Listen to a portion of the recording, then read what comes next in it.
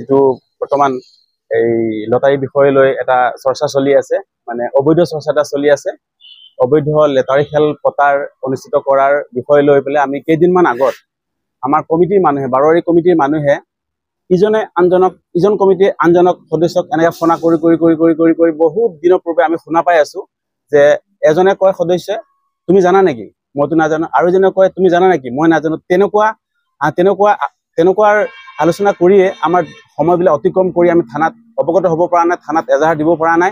গতিকে যিহেতুকে মই বাৰৱাৰী মন্দিৰ কমিটিৰ উপদেষ্টা তথা আৰু গাঁও প্ৰধান, সেই হিচাপে মই অৱগত কৰিব বিচাৰিছো যে আমাৰ এই মন্দিৰৰ নামত তেওঁলোকে যে এখন লটাৰী খেল, বৃহৎ লটাৰী খেল, লক্ষাধিক বা কোটিৰো অধিক এই খেলখন অনুষ্ঠিত কৰিব বিচাৰিছে যে আমাৰ কমিটি মানুহ কোনো জড়িত নাই।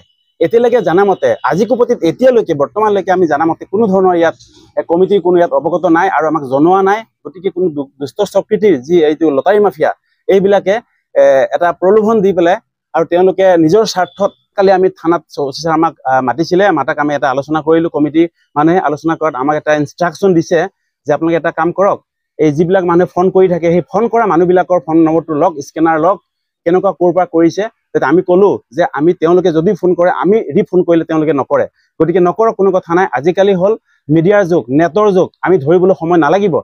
গম পাইছো মানে আমাৰ যিহেতুকে সদস্যই মানে এনেকুৱা ফোনত আহিছে যে স্কেনাৰ পৰ্যন্ত বিচাৰিছে, সেই সূত্ৰে আমি জানিব পাৰিছো যে তেওঁলোকে যদি পৰিচয় নিদিয়ে আমি স্কেনাৰ যোগেদি নম্বৰৰ যোগেদি জানিব পাৰিছো। যুৱক কেইজন এনেই কিন্তু ক'ৰ কৈছিলে তেওঁলোকে আমাক ৰাজু ক'ত গ'ল কামপুৰ চাইডৰ বুলি কৈছে, আৰু অলপ আগত কোন কৈছিলে ইফালে এই কুন্দলি ন, ইফালে কুন্দলি বুলি জানিব পৰা মতে, কিন্তু নিৰ্দিষ্ট পৰিচয়টো নিদিয়ে। ঠিক আছে আমি বিষয়টো এইটোৱে জানিছো যে আমি এই মাত্ৰ 3 মিনিট আগত মই যে কৈছিলো যে আমি আলোচনা কৰি আছো, আমি যে ইয়াত কোনোদিনাখন ইয়াত লটাৰী খেল হোৱাও নাই আৰু কমিটিয়ে জানাও নাই। আমি ইজনে আনজনক এই সময়খিনি সুধি আমাৰ সময় অতিক্ৰম কৰি আমি জানিব পৰা নাই। আমি ধেমেলীয়া বুলি ভাবিছো, নহয় নেকি বুলি তেনেকুৱা ভাবি থকাৰ কাৰণে, আলোচনা কৰি থকাৰ কাৰণে আমাৰ সময়খিনি অতিক্ৰম কৰি আমি জানিব পৰা নাই। আমি জনাত বৰ্তমানলৈকে জনাত যিকেইজন আছে বৰ্তমান, এতিয়া সুধিব পাৰে, যিকেইজন বৰ্তমান আছে তেওঁলোকে মনে প্ৰাণে দেহা আমি সুধিছো ইয়াত আছে নেকি, যদি কোনো ইনভলভ হৈ যদি আছে কওক। যদি আমি সদস্যৰ ভিতৰত হয় তথাপি আমি ইয়াত অৱগত কৰামগৈ, তেওঁক এজাহাৰ দিম।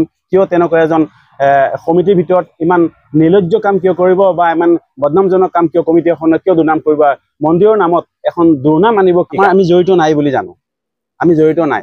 আমি এইটোৱে আমি যোৱাকালি গোটেই সদস্যবৃন্দে গৈ পেলাই থানা অচি ছাৰৰ সৈতে আমি কথা পাতিম। এইটোৱে জনাম যে যিকেইজনে জড়িত হৈ আছে তেওঁলোকৰ আইনী ব্যৱস্থা, মোবাইলৰ নম্বৰ লৈ তেওঁলোক আইনী ব্যৱস্থাৰে বিহিত ব্যৱস্থা কৰি তেওঁলোকক এই দুষ্টামি কৰাৰ পৰা, মানুহক বেয়া পথে বিচলিত কৰাৰ পৰা তেওঁলোকক মানে আমি বিচাৰিছো তেওঁলোকক বন্ধ কৰাৰ কাৰণে।